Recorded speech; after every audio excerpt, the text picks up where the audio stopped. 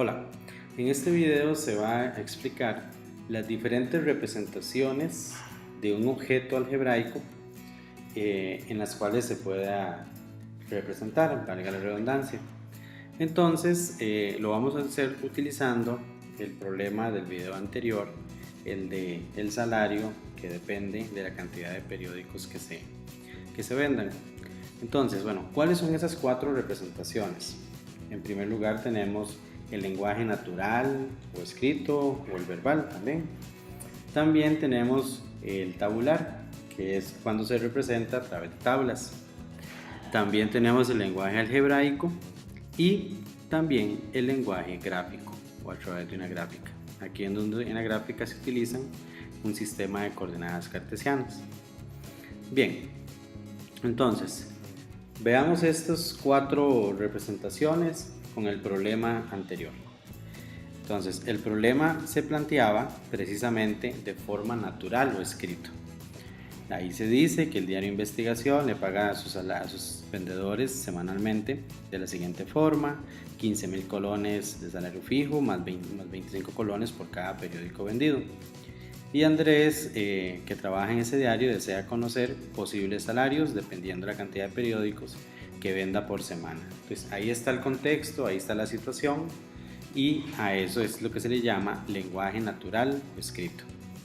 Recordemos que posterior a eso hicimos una tabla, y en la tabla nos dimos ciertos valores: 0, 100, 300, 400, 500, 1000, 2000, y luego, utilizando lo que dice el lenguaje natural o escrito, hicimos cálculos para ver cuál era el salario que se obtenía. ¿Okay? Posterior a eso, luego pasamos a otra representación, que fue la representación algebraica, utilizando variables y constantes, y que obtuvimos como fórmula que S es igual a 15.000 más 25 por N. A esto es lo que se le llama lenguaje algebraico o simbólico también. Y para la representación gráfica ocupamos un sistema de coordenadas. Entonces, para la representación gráfica veamos paso a paso cómo es que se hace.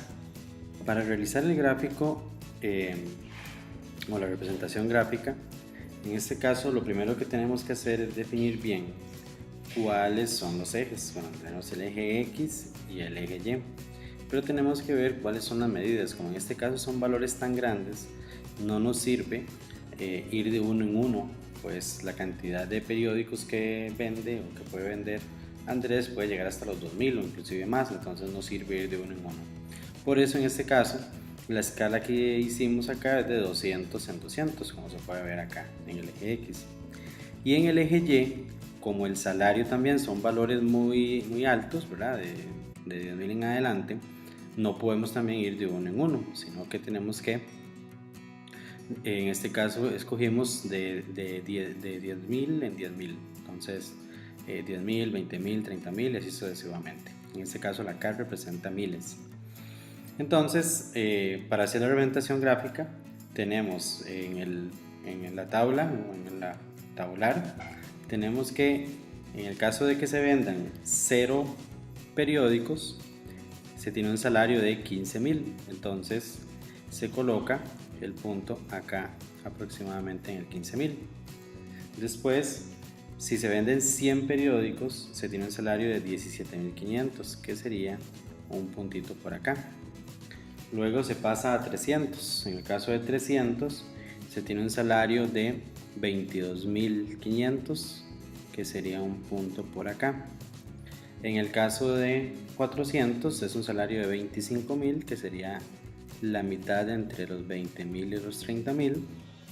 En el caso de 500, que teníamos que 500 tiene un salario de 27.500, entonces es un poquito más abajo de los 30.000. Y luego de los 500 pasamos a los 1000. En el caso de los 1000, entonces 1000 iría con 40.000, que sería este punto que es para acá. Y en el caso de los 2000, brincamos hasta el 2000, sería un salario de 65.000, donde 65.000 está por acá. Como podemos visualizar, este crecimiento o esta relación podemos establecer una recta, ¿ok? Al unir los puntos podemos establecer una recta. Y entonces, precisamente, todos estos otros valores que no averiguamos, que no están en la tabla, aquí en la gráfica se pueden visualizar también.